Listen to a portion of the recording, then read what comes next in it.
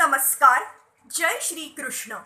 Conceding, text 11, text 12, text 13 and text 14 of chapter 1, observing the armies on the battlefield of Kuruksetra of Srimad Bhagavad-gita. Text 11, Ayaneshu cha sarveshu yatha bhagam vasthitaha bhishma meva virakshantu bhavantaha sarva evahi. All of you must now give full support to grandfather Bhishma as you stand at your respective strategic positions of entrance into the phalanx of the army.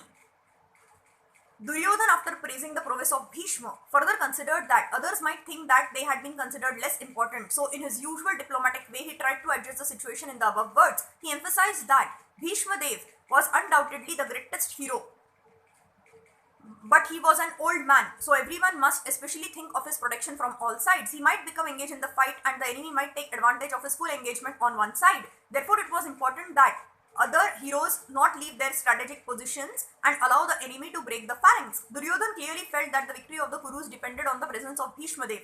He was confident of the full support of Bhishma Dev and Drodacharya in the battle because he well knew that they did not even speak a word when Pandava's wife Draupadi in her helpless condition had appealed to them for justice while she was being forced to appear naked in the presence of all the great generals in the assembly. Although he knew that the two generals had some sort of affection for the Pandavas, he hoped that these generals would now completely give it up as they had done during the gambling performances. Text 12. Tasya sanjanyan harsham kuru vruddhaha pitamahaha simhanadam vinadayo cha chaiha shankham dadhamau pratapvan. Then Bhishma, the great valiant grandsire of the Kuru dynasty, the grandfather of the fighters, blew his conch shell very loudly, making a sound like the roar of a lion, giving Duryodhana joy. The grandsire of the Kuru dynasty could understand the inner meaning of the heart of his grandson Duryodhana, and out of his natural compassion for him, he tried to cheer him by blowing his conch shell very loudly, befitting his position as a lion. Indirectly, by the symbolism of the conch shell, he informed his depressed grandson Duryodhana that he had no chance of victory in the battle because the Supreme Lord Krishna was on the other side. But still, it was his duty to conduct the fight, and no pains would be spared in that connection. Text 13. Tataha Shankhashrava Bhairaya Shrava Padavanak Gomukhaha Sahasaivabhya Hanayanta Sa Shabdastu Mulo Abhavata.